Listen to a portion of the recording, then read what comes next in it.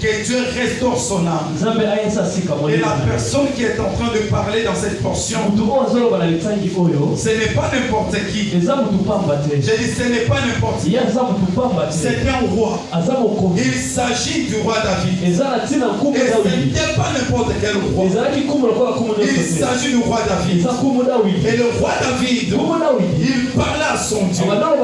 Il dit à Dieu, restaure mon âme. Et notre thème, restaure mon âme. Est-ce qu'on peut acclamer Jésus? Quand quelqu'un parle de la restauration, c'est que cette personne vit dans la destruction.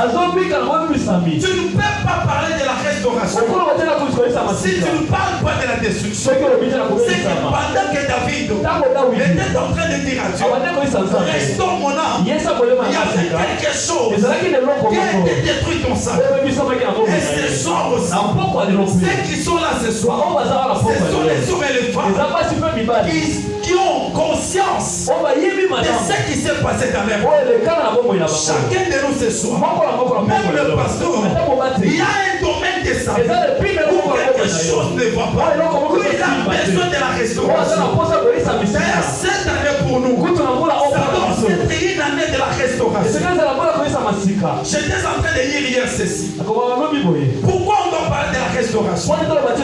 Jésus nous a présenté le ministère du Satan. Il a dit bien que pour voler, il vient pour détruire, pour égorger, pour tuer. Là où les diables est, c'est qu'il y a de perte. Il y a de perte. C'est pourquoi Jésus a dit, je ne suis pas venu pour perdre. Ma soeur, mon frère, combien de choses tu as perdu? Combien tu as perdu? Il y a des gens même ici ce soir. Tu as perdu des relations. Tu as perdu ta santé. Tu as perdu même les goûts de la vie. Je n'ai plus besoin de vivre. Je n'ai plus besoin de vivre. Tu as perdu même le goût de la vie. Parce que ce que tu es en train de passer est en train de te donner les goûts. Les dégoûts de ta vie. Et ce soir, tu as besoin de la restauration. Et je sais, Dieu va te restaurer. Je dis, Dieu va te restaurer. Parce qu'il a décidé de te restaurer. Plusieurs sont ici.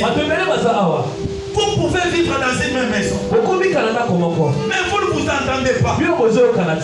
Les enfants de même père, c'est même mère, mais ils ne vivent pas dans l'harmonie. Il y a deux parents qui sont ici. Ils aiment d'autres enfants. Et les autres, ils n'aiment pas.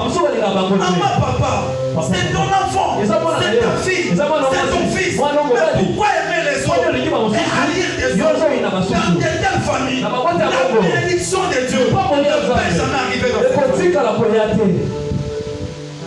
Pourquoi on doit parler de la restauration? Parce qu'il y a un homme, il y a une créature, il y a une mission déterminée pour détruire seulement. Pourquoi David a parlé de la restauration? C'est que quelque part, dans un domaine de sa vie, quelque chose a été détruit. Quelque chose a été détruit. Je suis en train de dire à chacun de nous, tu dois m'écouter pendant ces 21 jours. Tu dois écouter tous nos invités qui viennent ici. Sois conscient. Le 21 jours, c'est pour des hommes et des femmes qui sont conscients de leur situation. J'ai dit conscients de leur situation. Conscients qu'il y a quelque chose qui est détruit dans ma vie. Je ne sais pas dans quel domaine où tu es en train de chercher la restauration. Mon frère, ma soeur, ne t'approche pas de Dieu sans savoir de quoi tu t'es rapproché. Lorsqu'on s'approche de Dieu, on doit avoir un mythe. Pourquoi je me suis approché? Même dans nos relations, je dois savoir pourquoi je m'approche de celui. Pourquoi je m'approche de lui. Pourquoi je le courtoie. Je ne peux pas courtoyer quelqu'un s'il n'y a pas un mythe.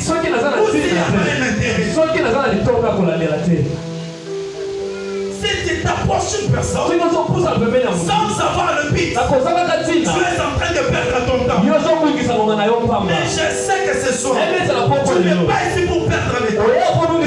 Je n'aime pas les gens qui perdent leur temps. Parce que le temps est précieux. l'état est précieux. Et Jésus a dit, achetez les